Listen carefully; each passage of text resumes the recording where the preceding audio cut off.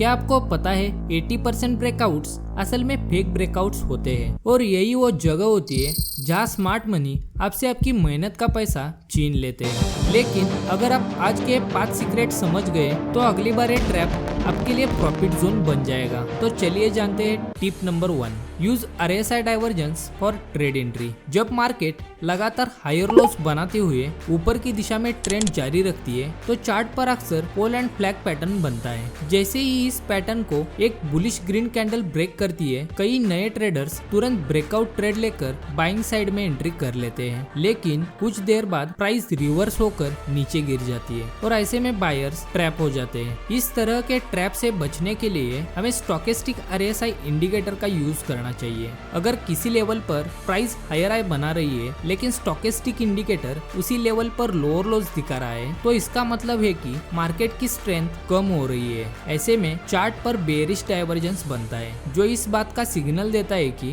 Breakout कमजोर है और मार्केट में मोमेंटम कम हो रहा है। इसीलिए ऐसी स्थिति में ब्रेकआउट ट्रेड में एंट्री नहीं करनी चाहिए। Tip number 2, shallow pullback entry in trend. एक बुलिश ट्रेड में प्राइस लगातार हायर लॉस बनाते हुए आगे बढ़ती है। कुछ समय बाद जब शुरुआती बायर्स प्रॉफिट बुक करते हैं तो मार्केट में एक पुलबैक देखने को मिलता है। अगर यह पुलबैक छोटा है तो इसका मतलब ये है कि सिर्फ कुछ ही बायर्स ने प्रॉफिट लिया है और ज्यादातर बायर्स अभी भी ट्रेंड में बने हुए हैं। ऐसे में स्मॉल पुलबैक के बाद अगर प्राइस अपने प्रीवियस हाई को दोबारा ब्रेक करती है तो यह एक संकेत है कि मार्केट अपना ट्रेंड कंटिन्यू करने वाली है। लेकिन अगर pull back recent swing low और स्विंग हाई के 50% से ज्यादा चला जाए तो यह एक फेल सेटअप माना जाएगा। इस स्थिति में लॉन्ग ट्रेड एंट्री नहीं करनी चाहिए क्योंकि यहाँ से मार्केट रिवर्स होने की पॉसिबिलिटी अधिक होती है। Tip number 3, use Fibonacci levels. जब मार्केट बुलिश ट्रेंडिंग फेज में होती है तो शुरुआती बायर्स अपने प्रॉफिट्स बुक करने लगते हैं। इसके बाद चार्ट पर प्राइस एक रिट्रेसमेंट जोन बनाते हुए नीचे आती है। अब यह समझने के लिए कि यह रिट्रेसमेंट कितना स्ट्रांग है, हम फिबोनाची रिट्रेसमेंट टूल का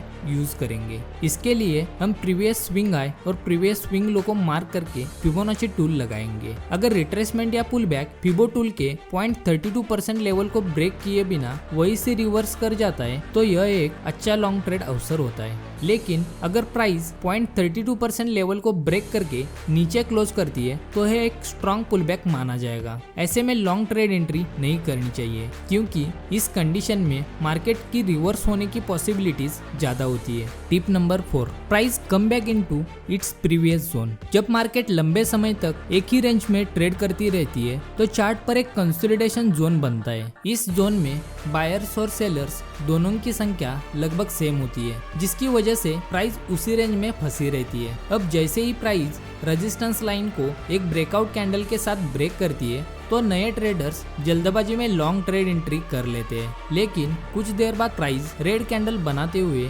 दोबारा उसी कंसोलिडेशन जोन में वापस आ जाती है और यही वो जगह होती है जहां बायर्स ट्रैप हो जाते हैं। जब भी प्राइस किसी टाइट रेंज को पहली बार ब्रेक करती है तो तब तक लॉन्ग ट्रेड एंट्री नहीं करनी चाहिए जब तक कि ब्रेकआउट कैंडल के ऊपर कोई स्ट्रॉन्ग कंटिन्यूएशन बाइंग कैंडल न बन जाए क्योंकि अक्सर यह सेटअप नए ट्रेडर्स के लिए बिछाया गया ट्रैप होता है। टिप नंबर 5, रेजिस्टेंस लाइन के ऊपर कैंडल क्लोजिंग का इंतजार करें। इस चार्ट में हम देखते हैं कि प्राइस एक अपट्रेंड के बाद हल्का सा करेक्शन करते हुए नीचे आती है। पिछले अपट्रेंड को देखकर कई नए बायर्स यह सोचते हैं कि ब्रेकआउट के बाद मार्केट दोबारा उसी दिशा में ट्रेंड कंटिन्यू करेगी। इस उम्मीद में वे ट्रेड एंट्री का इंतजार करते हैं। थोड़ी देर बाद जब प्राइस रेजिस्टेंस एरिया के पास पहुंचती है तो वहाँ एक ग्रीन कैंडल बनना शुरू होती है। यहीं पर नए बायर्स को डर लगता है कि कहीं यह ट्रेंड उनके हाथ से निकल न जाए। इस डर में वे ब्रेकआउट कैंडल की क्लोजिंग से पहले ही लॉन्ग ट्रेड में एंट्री कर लेते हैं। शुरुआत में यह ग्रीन कैंडल